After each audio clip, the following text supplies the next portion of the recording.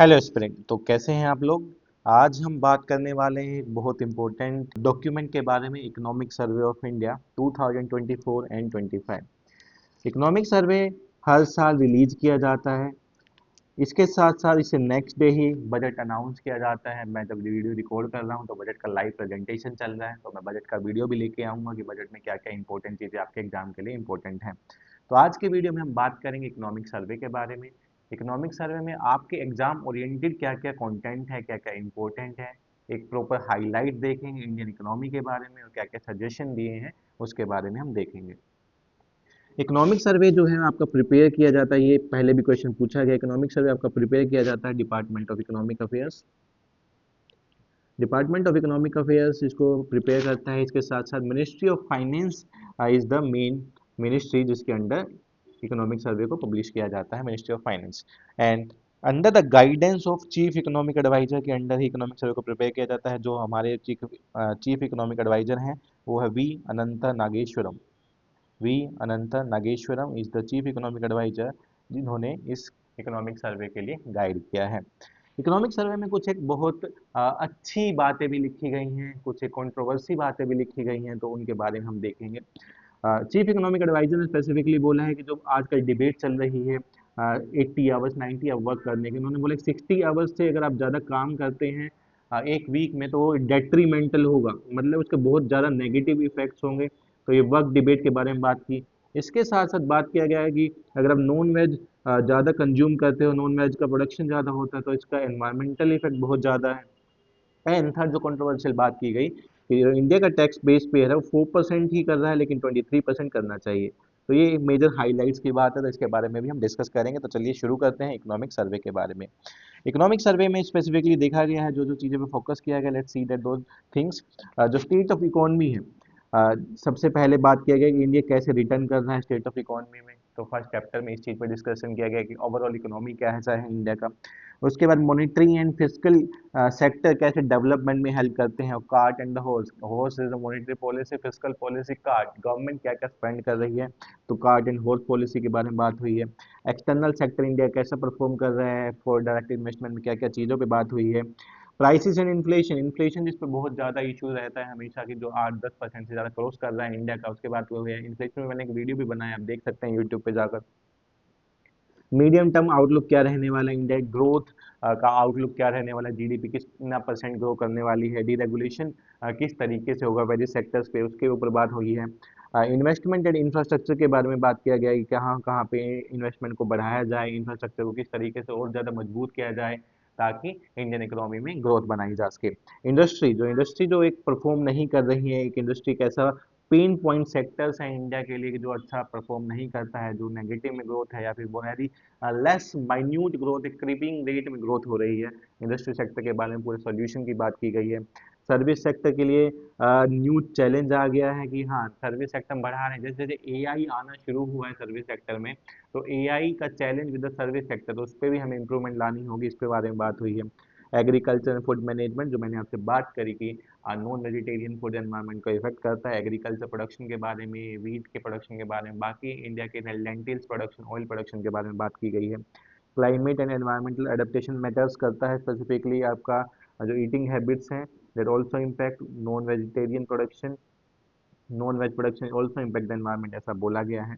Social sectors में specifically extending the reach and driving the empowerment, किस तरीके से different kind of social policy, किस तरीके से स्कीम्स को लेके आके हम इंक्लूड कर सकते हैं। नेशनल एजुकेशन पॉलिसी, पोषण अभियान, इन सब चीज़ों के बारे में बात की गई है इकोनॉमिक सर्वे में।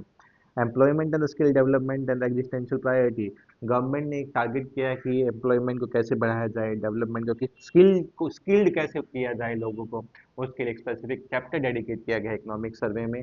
Labour in the AI era, crisis और द कैटलिस्ट। एआई अच्छा है या बुरा है, ये क्राइसिस है या कैटलिस्ट, ये आपके ऐसे के लिए भी इंपॉर्टेंट हो जाता है। एआई इज क्राइसिस और कैटलिस्ट, एआई इज क्राइसिस और कैटलिस्ट, ये आपके एसए के लिए भी एक इंपॉर्टेंट टॉपिक बन जाता है जो इकोनॉमिक सर्वे में हाईलाइटेड हुआ है। तो एआई के इरा में इंडिया बताया गया कि इंडिया आर्टिफिशियल इंटेलिजेंस को सपोर्ट करेगा और ज़्यादा से ज़्यादा रिसोर्सेज प्रोवाइड करेगा। जो इंडिया की home grown artificial intelligence company है, तो उनके बारे में बात हुई है। तो ये एक मेजर हाईलाइट है इकोनॉमिक सर्वे की, जो जो बात हुई है स्पेसिफिकली इकोनॉमिक सर्वे जो डेडिकेट करना चाहता है टू द इंडियन इकोनॉमी और क्या क्या लूप होल्स हैं, बैंकिंग सेक्टर्स के क्या लूप होल्स हैं, एम्प्लॉयमेंट सेक्टर्स के क्या लूप होल्स हैं, सर्विस सेक्टर्स में क्या इशूज आ रहे हैं, मॉनेटरी फिस्कल पॉलिसी किस तरीके से काम करेंगी, एग्रीकल्चर सेक्टर्स की बात हुई है, एनवायरमेंटल सेक्टर की बात हुई है, तो एक ब्रॉड सर्वे लिया गया। इससे आपको मिल जाता है कि 2024 से 25 के बीच में इंडियन इकोनॉमी ने कैसे परफॉर्म किया, किस तरीके से काम किया, क्या क्या लूप होल्स रहे, क्या क्या काम करके अपडेट करना होगा। तो आपके लिए मैं बता देता हूँ, जो इकोनॉमिक सर्वे रिलीज किया जाता है वो 2024 से 25 का रिलीज किया जाता है, economic survey specifically the last year. और जो बजट होगा वो 2026 का होगा। बजट स्पेसिफिकली 2025-26 का रिलीज किया जाएगा कि अगले साल में हम किस सेक्टर को कितना प्रायोरिटी देने वाले हैं। तो ये भी आपके लिए इंपॉर्टेंट हो जाता है। तो चलिए देखते हैं मेजर हाइलाइट्स में क्या क्या इकोनॉमिक सर्वे मेंशन हुआ है। जो ये इमेज है, ये इमेज आपके प्रीलिम्स एग्जामिनेशन के लिए बहुत इंपॉर्टेंट है। आपके 1 से 2 क्वेश्चन डायरेक्टली इससे आ सकते हैं। तो हम वन बाय वन बात करेंगे। फिजिकल डेफिसिट की अगर बात करते हैं तो गवर्नमेंट ने टारगेट किया है 2023-24 में फिजिकल डेफिसिट को 5.6 तक लाने का। एंड अगर आप देखेंगे trend continuously physical deficit decrease हो रहा है, 9.2, 6.7, 6.4%। तो आपका क्वेश्चन बन सकता है कि physical deficit is continuously decrease in the last 5 years। तो आप देख के बता सकते हैं there is a steadily decrease in the physical deficit in the last 5 years। GDP growth की बात करें तो there is up down in the GDP growth. 2021-22 में 9.7% देखा गया था, 22-23 में 7%, नेट्स increase to 8.2% and fall down to 6.4%। And now the economic survey suggesting कि इकोनॉमिक ग्रोथ 6.3 to 6.8% होने वाला है। तो ये इकोनॉमिक सर्वे में क्लियरली मेंशन है कि 6.3 to 6.8% के बीच में ग्रोथ होगा इंडिया का जीडीपी ग्रोथ। तो again the question on the data related कि इंडिया का economic growth GDP last 5 years में किस तरीके का स्टेडली इंक्रीज हुआ, अप डाउन हुए या क्या हुआ, तो ये आप इससे बता सकते हैं। नेक्स्ट पे आते हैं फॉरेन एक्सचेंज रिजर्व, जिस पे पहले से भी क्वेश्चन पूछा गया है। फॉरेन एक्सचेंज रिजर्व देखेंगे आप 2021-22 में 607, then 2023 $578 billion, $646 billion, $634 billion। so there is also fluctuation in the देखेंगे तो there is also a fluctuation in the foreign exchange reserve that's become the same kind of the question जो physical deficit से, foreign exchange reserve से, GDP growth से बन सकता है। Food grain production में हम अच्छा परफॉर्म कर रहे हैं continuously. There is slightly increase in the food grain production every year. अगर आप देखेंगे तो 310 million tonne, 315 million tonne, 329 million tonne, 332 million tonne, किस तरीके से हम फूड ग्रेन प्रोडक्शन में जा रहे हैं। सेल्फ सफिशिएंट तो हम हो ही गए हैं पहले से ही। Now it's a part of export also, कि फूड ग्रेन प्रोडक्शन जितना ज़्यादा होगा we can also exports. And it can also be helpful कि हंगर माल न्यूट्रिशन को कैसे टारगेट किया जाए। फूड ग्रेन प्रोडक्शन तो हो रहा है, लेकिन न्यूट्रिशनल इफेक्ट कैसे लेके आया जाए वो इकोनॉमिक सर्वे में बात की गई है रिगार्डिंग द न्यूट्रिशनल एस्पेक्ट। इसके साथ बात करें कैपिटल एक्सपेंडिचर कि गवर्नमेंट ने इंफ्रास्ट्रक्चर कितना बनाया है इन द लास्ट 5 years। अगर आप देखेंगे तो 2.1% ऑफ जीडीपी से 3.2% ऑफ जीडीपी इंक्रीज हुआ है in the last 5 years। There is increase in the capital expenditure, there is a more focus on the infrastructure development by the government of India। कि last 10-15 years में government ने infrastructure पे बहुत ज़्यादा काम किया है and they are working on कि किस तरीके से हम इसको इंक्रीज कर सकते हैं। तो there is a percentage of GDP is also increase to 3.2% in the capital expenditure. That's good sign for an economy की अगर कैपिटल एक्सपेंडिचर को बढ़ाया जा रहा है, that will lead to the increase in the infrastructure. Infrastructure increase होगा तो employment more generate होगा, एम्प्लॉयमेंट जनरेट होगा तो it will lead to the increase in the demand. लेकिन जो पेन पॉइंट्स है सेक्टर है इंडिया का, that's industrial production is the pain point sector of India. 2021 में नेगेटिव ग्रोथ में ड्यू टू कोविड, उसके बाद कोविड जैसे ही ओपन हो, there increase in the growth but again it's a fall down in the growth and they slightly increase 5.9%। so this sector is the pain point sector of the government of India। तो इस पे भी बात हो रही है industrial sector को कैसे रिवाइव किया जाए, मैन्युफैक्चरिंग सेक्टर के लिए क्या क्या काम किया जाए। स्पेसिफिकली फोकस हो रहा है in the case of the industrial production. तो these are some of the area जो मेजर एरिया है। जीडीपी ग्रोथ है, फिजिकल डेफिसिट है, फूड ग्रेन प्रोडक्शन है, फॉरेन एक्सचेंज रिजर्व है, कैपिटल एक्सपेंडिचर है, इंडस्ट्रियल प्रोडक्शन। तो यहाँ से इस एक ग्राफिकल मेथड से आपके 1 से 2 क्वेश्चन बन सकते हैं प्रीलिम्स एग्जामिनेशन में, तो ये आपके लिए इंपॉर्टेंट हो जाता है। नेक्स्ट आते हैं स्टेट ऑफ इकोनॉमी के बारे में अगर बात करें तो ग्लोबल इकोनॉमिक सर्वे में स्पेसिफिकली मेंशन किया है कि जो ग्लोबल इकोनॉमी है वो कंटिन्यूसली 3.2% तक ही ग्रो करेगी। अब नेक्स्ट 5 years में 3.2% तक करेगी और ये आईएमएफ का डेटा आया है कि ग्लोबल इकोनॉमी एवरेज जो ग्रो होगा 3.2% होगी, वहीं पे इंडिया ग्रो करेगा 6.5 से 6.8% तक। तो ये बताया गया है। इन्फ्लेशन जो है हर इकोनॉमी में कंटिन्यूसली कम होती जा रही है, inflation coming down the steadily, continuously नीचे आ रही है और स्टेडली तरीके से आराम आराम से आ रही है। मेरे सेंट्रल बैंक क्यों, ऐसा इसलिए भी हो रहा है क्योंकि सेंट्रल बैंक इंटरेस्ट रेट को भी कम कर रहा है, specifically related to the inflation. Central bank देख रहे हैं कि इन्फ्लेशन के लिए क्या स्टेप्स लिए जा सकते हैं, मॉनेटरी पॉलिसी सेंट्रल बैंक उसको कंटिन्यूसली मॉनिटर कर रहा है। जो ऑनगोइंग कन्फ्लिक्ट्स हैं डिफरेंट डिफरेंट एरिया में, उन पर स्पेसिफिकली सिग्निफिकेंट इफेक्ट हुआ है ग्लोबल इकोनॉमिक आउटलुक में। अगर आप देखेंगे ग्लोबल इकोनॉमिक आउटलुक में जो वर्ल्ड लेवल पे इंसिडेंस है, रशिया यूक्रेन की बात करूं मैं या इजराइल हमास की बात करूं मैं, तो these are the disturbed area in the world जहां पे स्पेसिफिकली इफेक्ट होता है। अगर मैं ट्रेड वॉर की बात करूं, that's also impacting, these are the major events in the world जो अफेक्ट करते हैं ग्लोबल इकोनॉमिक आउटलुक को, किस तरीके से ग्लोबल इकोनॉमी ग्रो करने वाला है, किस तरीके से it going to generate the different kind of thing, उसके बारे में क्लियरली बात की गई है, state of economy in the despite global uncertainty. And India GDP जो ग्रो करेगी 6.4% से 6.8% तक ग्रो करेगी। And from the aggregate supply gross value added जो इंडिया का होगा वो 6.4% से इक्विवेलेंट और 6.4% से ज़्यादा होने वाला है ग्रोस वैल्यू एडेड। तो ये इंडियन इकोनॉमी के जीडीपी के बारे में बात की गई, तो ये फैक्टर्स के बारे में बात की गई, तो ये फैक्टर्स आपके लिए इंपॉर्टेंट हो जाते हैं, मेन एग्जामिनेशन में आप इनको लिख सकते हैं जो इकोनॉमिक सर्वे ने क्लियरली हाईलाइट की हैं। इसके साथ देखते हैं फिस्कल डेफिसिट। फिस्कल डेफिसिट पे डायरेक्ट क्वेश्चन भी पूछा गया है, फिस्कल डेफिसिट होता क्या है, ट्रेंड्स पे भी क्वेश्चन पूछा गया है।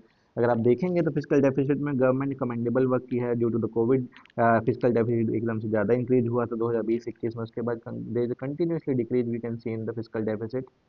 9.2% से 6.7% पे आ गया, 6.4% in the 5.6%। There is a continuously decrease in the fiscal deficit, steadily decrease in the fiscal deficit. तो आपके लिए इंपॉर्टेंट हो जाता है कि फिस्कल डेफिसिट के बारे में आप जानें। फिस्कल डेफिसिट होता क्या है, गवर्नमेंट कितना रिवेन्यू कर रही है और कितना स्पेंड कर रही है, उसके बाद कितना एक्स्ट्रा स्पेंड करना पड़ रहा है, उसके फिस्कल लिमिट के बाहर जाना पड़ रहा है, that's a part of the fiscal deficit. Capital expenditure की बात करें तो it's continuously on increasing trend, 2.1, 2.5, 2.7 and 3.2 capital expenditure, जो मीन्स इंफ्रास्ट्रक्चर डेवलपमेंट में जो गवर्नमेंट का काम है उसके लिए गवर्नमेंट फोकस कर रही है कैपिटल एक्सपेंडिचर पे। तो capital expenditure is a good sign of economy, government is focusing on that and this is also the fiscal deficit government is controlling, which means we are moving toward a stable economy in the future. Next पे आते हैं, तो next में बताया गया है specifically कि जो इंडिया में जीडीपी है जिसकी हमने बात करी 6.3 से 6.8% इंक्रीज होने वाला है।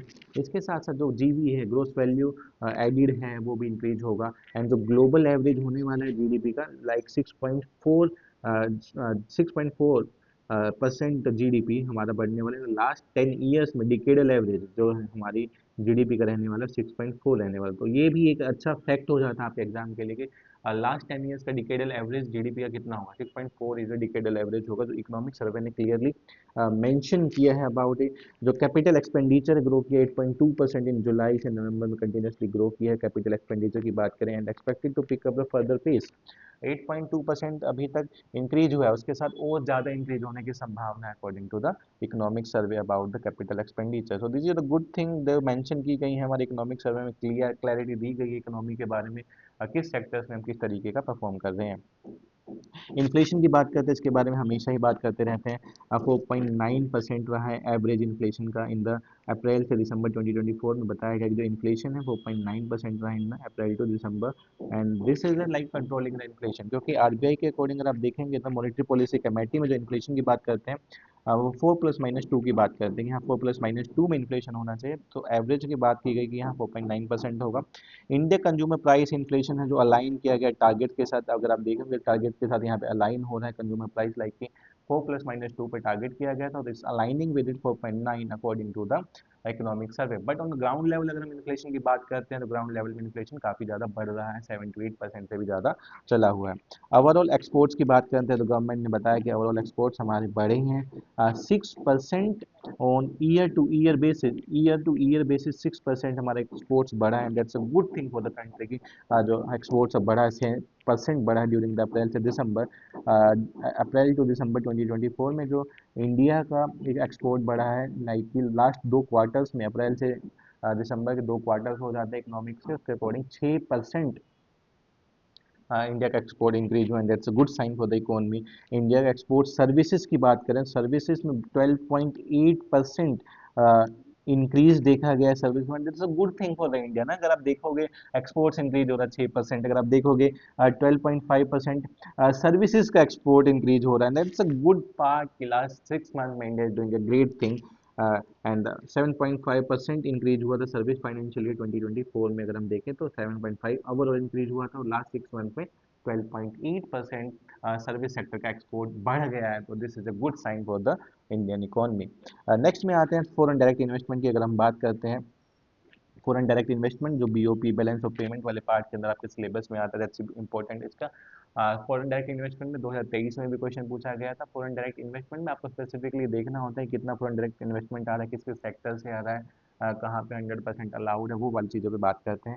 जो इंडिया का फॉरेन डायरेक्ट इन्वेस्टमेंट है वो कंटिन्यूसली इंक्रीज हुआ है, 47.2 बिलियन डॉलर से ये इंक्रीज हो गया 55.6 बिलियन डॉलर। मीन्स आप देख सकते हैं कि हाँ, हर sector is moving toward a good sign, हर सेक्टर एक अच्छा साइन दे रहा है। या वो आपका एक्सपोर्ट सेक्टर हो, सर्विस एक्सपोर्ट सेक्टर हो, या फॉरेन डायरेक्ट इन्वेस्टमेंट की बात हो, there is a continuously increase. और ईयर टू ईयर ग्रोथ की बात करें तो 18% approximately year to year growth है foreign direct investment. Means government ने जो पॉलिसीज पे भी काम किया है, गवर्नमेंट ने जो पॉलिसीज पे काम किया वो कमेंडेबल है, तभी बाहर के लोग इंडिया में कंटिन्यूसली इन्वेस्ट कर रहे हैं। ये एक मेजर रीजन होता है कि फॉरेन डायरेक्ट इन्वेस्टमेंट इंडिया में क्यों बढ़ रहा है। जो इंडिया का फॉरेन एक्सचेंज रिजर्व है वो 640.3 बिलियन डॉलर पे आ गया है। 640 बिलियन डॉलर से ह्यूज रिजर्व इन इंडिया है। एंड टू कवर द, ये ऑलमोस्ट कर सकता है 11 महीने के इंपोर्ट्स, ऑलमोस्ट कवर सकता है 90% ऑफ एक्सटर्नल डेट को हैंडल कर सकता है। This can cover the 11 month के इंपोर्ट्स को कवर कर सकते हैं। There is crisis in the economy, तो जो जितना रिजर्व हमारे पास है तो 11 महीने तक हम इंपोर्ट पर सर्वाइव कर सकते हैं, और as well as 90% of external debt को ये कवर करता है। कैपेसिटी एडिशन है विंड पावर में, अगर मैं एनर्जी सेक्टर की बात करूँ तो स्पेसिफिकली विंड एनर्जी में स्पेसिफिकली 15.8% इंक्रीज देखने को मिला है विंड सेक्टर में, कि हाँ, power generation through the wind energy 15.8% increase देखने को मिला in the wind sector. Stock market में कैपिटलाइजेशन की बात करूँ तो मैं 136% at the end of the दिसंबर 2024, तो चाइना ब्राजील से कहीं ज़्यादा है, चाइना का 65% है, ब्राज़ील का 37% है। जबकि इंडिया का स्टॉक मार्केट कैपिटलाइजेशन की बात करूँ बीएससी में, बॉम्बे स्टॉक एक्सचेंज में स्टॉक कैपिटलाइजेशन की बात करता हूँ तो 136% ईयर ऑन ईयर बेसिस पे ग्रोथ हुआ है end of December 24। And this is a like a master stroke why the stock market जिस तरीके से इंक्रीज हो रही है, जिस तरीके से कंपनी कैप टेबल्स इंक्रीज हो रही हैं, लोग इन्वेस्ट कर रहे हैं, means the positive side of the economy. People are more agreed कि हाँ, we can invest in the economy because of the stability sign in the economy, the stability in the political power, stability in the government sectors। तो वो सारी चीज़ें देख के ही ये stock market का इंक्रीज होता है। That's a major part shown in the economic survey. Economic survey ने बोला कि हम we are focusing on the sustained growth पे हम बात कर रहे हैं, सस्टेन्ड ग्रोथ पे बात करेंगे एंड एक्सरलेट करेंगे, कि हम अभी स्लोली पार्ट में चल रहे but now we are going to accelerate the economic growth. Continue बात हुई कि इंफ्रास्ट्रक्चर के इन्वेस्टमेंट के लिए स्पेसिफिकली जो कैपिटल इन्वेस्टमेंट की बात करी हमने, इंफ्रास्ट्रक्चर इन्वेस्टमेंट में गवर्नमेंट का मेजर फोकस पे बात किया गया है। हाई ग्रोथ के लिए स्पेसिफिकली चाहिए इंफ्रास्ट्रक्चर इन्वेस्टमेंट। एंड इसके साथ साथ 50,000 करोड़ का सेल्फ रिलायंस फंड को लॉन्च किया गया है। 50,000 crore is a huge money। Reliance fund launch किया गया, reliance self reliance fund for equity funding to the MSME. MSME को टारगेट करने के लिए, एमएसएमई ग्रोथ को बढ़ाने के लिए इस फंड को लॉन्च किया गया। 50,000 crore for the micro small and medium enterprises के लिए स्पेसिफिकली फोकस किया गया है। एग्रीकल्चर की जो ग्रोथ है, एग्रीकल्चर एक ऐसा सेक्टर है जो एवरेज में 4% पे ग्रो कर रहा है। इंडिया में एग्रीकल्चर सेक्टर की ग्रोथ स्पेसिफिकली टारगेट की गई है कि 3.8% फाइनेंशियल ईयर 25 में ये मेंटेन रखें। तो एग्रीकल्चर सेक्टर की फाइनेंशियल ईयर में 3.8% को टारगेट लेके चल रही है गवर्नमेंट की। हाँ, एग्रीकल्चर सेक्टर में 3.8% टारगेट किया गया है। इसके साथ साथ अगर मैं बात करूं खरीफ प्रोडक्शन की, खरीफ फूड ग्रेन प्रोडक्शन की बात करूं तो खरीफ का जो फसल है हमारा 61647 मिलियन टन पे पहुंच गया है, जो ऑलमोस्ट इंक्रीज हुआ है 89.3 लाख मिलियन टन से ओवर द प्रीवियस ईयर। ये इस बार जो 1647 लाख मिलियन टन जो प्रोड्यूस हुआ है पिछली बार से, और अप्रोक्सीमेटली 90 लाख मिलियन टन ज़्यादा है। Means last year 1550 lakh million ton का प्रोडक्शन हुआ था, इस बार 1647 लाख मिलियन टन का प्रोडक्शन हुआ। तो एग्रीकल्चर सेक्टर में प्रोडक्शन वाइज अगर हम देखें तो production wise increment in the production हमको, मीन्स अगर हम इसको अच्छे से यूटिलाइज करें तो हम एक्सपोर्ट में जा सकते हैं, क्योंकि प्रोडक्शन जितना ज़्यादा हो रहा है, कंजप्शन तो बढ़ ही रहा है, लेकिन प्रोडक्शन के साथ साथ एक्सपोर्ट्स को भी बढ़ाया जा सकता है। This is mention in the economic सर्वे कि खरीफ का जो प्रोडक्शन है 2024 में 164.89.37 लाख मिलियन टन को इंक्रीज किया गया है। जैसे की ड्राइवर्स की बात करें, क्यों ऐसा हो रहा है? की ड्राइवर्स एग्रीकल्चर सेक्टर में, हॉर्टिकल्चर सेक्टर एक की ड्राइवर है, लाइफ स्टॉक की ड्राइवर है, and fishery. Horticulture, life stock and fishery, government इसमें कंटिन्यूसली सहायता दे रही है फार्मर्स को कि हाँ आप सिर्फ ओनली फार्मिंग पे डिपेंड मत रहो, आप इंटीग्रेट करो, इंटीग्रेट डेवलपमेंट करो, आप लाइफ स्टॉक में जाओ, आप हॉर्टिकल्चर में जाओ, फिशरी में जाओ, ताकि जो सीजन नहीं है फॉर द क्रॉप, तो उस टाइम पे आप स्पेसिफिकली फोकस कर उसको horticulture sector, life stock sector ना, फिशरी सेक्टर पर कंटिन्यूसली ग्रो करके जा सकते हैं। इंडस्ट्रियल सेक्टर को एस्टिमेट किया गया है कि यहाँ 6.2% पे ग्रोथ करेगा। इंडस्ट्रियल सेक्टर इंडिया का हमेशा पेन पॉइंट रहा है, तो इंडस्ट्रियल सेक्टर में गवर्नमेंट फोकसिंग के 6.2% पे। लेट्स फिंगर क्रॉस, चेक करते हैं ये हो सकता है कि नहीं हो सकता है। We need to check it that कि हाँ इंडस्ट्रियल सेक्टर पे ग्रोथ हुई है या नहीं हुई है। सोशल सर्विस सेक्टर पे एक्सपेंडिचर रजिस्टर किया गया 15% बिटवीन फाइनेंशियल ईयर 21 से 2021 से 2025 के बीच में। जो सोशल सर्विस गवर्नमेंट देती है, different kind of social service जो गवर्नमेंट प्रोवाइड करती है, कोई स्कीम्स लेके आते हैं, कोई फ्रीबीज की बात होती है, तो वो सोशल सर्विसेज में काउंट होता है। उन सोशल सर्विसेज में लास्ट के 5 साल में 15% ग्रोथ देखा गया है कि हाँ 15% एनुअल ग्रोथ रेट 15% से इंक्रीज बढ़ रहा है। Government is more going toward the social same, कि हम आपको प्रोवाइड कराएंगे, हम आपको हेल्प करेंगे, डिफरेंट काइंड ऑफ स्कीम। अगर मैं आयुष्मान भारत की बात करूँ, या पोषण मिशन की बात करूँ, या हेल्थ रिलेटेड बात करूँ, या फिर मैं बात करता हूँ मदर्स को स्पेसिफिकली ड्यूरिंग प्रेगनेंसी हेल्प करने के, न्यूट्रिशनल की बात करता हूँ, या पीडीएस की बात करता हूँ, या फिर आवास योजना की बात करता हूँ, प्रधानमंत्री आवास योजना की बात करते हैं, तो government is specifically focus on the social security of the these people. तो सोशल सिक्योरिटी की बात करें तो सोशल सिक्योरिटी 15% कंटिन्यूसली ग्रो हुई है in the last 5 year, 15% continuously grow हो रही है in the last 5 years. Health expenditure की बात करते हैं, हेल्थ सेक्टर की बात करते हैं। हेल्थ एक्सपेंडिचर में इंडिया 29% इंक्रीज हुआ है to 48%, increase from 29%। Health expenditure जो लास्ट ईयर 29% इंक्रीज हुआ था, वो बढ़ के 48% इंक्रीज हो गया है। लेकिन अभी भी गवर्नमेंट को काम करने की जरूरत है in the health expenditure. Health expenditure पे इंडिया कितना जीडीपी स्पेंड करती है, स्पेसिफिकली गवर्नमेंट को फोकस करना चाहिए। कितना percent of GDP government focus करती है हेल्थ एक्सपेंडिचर पे, कितना percent of GDP India focus कर रही है, कितने परसेंट जीडीपी इंडिया को स्पेंड करना चाहिए to maintain the health infrastructure को फोकस करने के लिए। अगर हम देखें तो इंडिया 2.1% अभी स्पेंड कर रहा है जीडीपी पे, 2.1% of GDP on the health sector, जो लास्ट ईयर 23-24 में 1.9% means slightly increase in the expenditure. And अगर ओवरऑल एक्सपेंडिचर देखें कि लास्ट ईयर से 29% एक्सपेंडिचर इंक्रीज हुआ है as comparison to last year, इस साल 48% इंक्रीज हुआ है as comparison to the last year. ये डेटा जो है ये लास्ट ईयर के कंपैरिजन में है।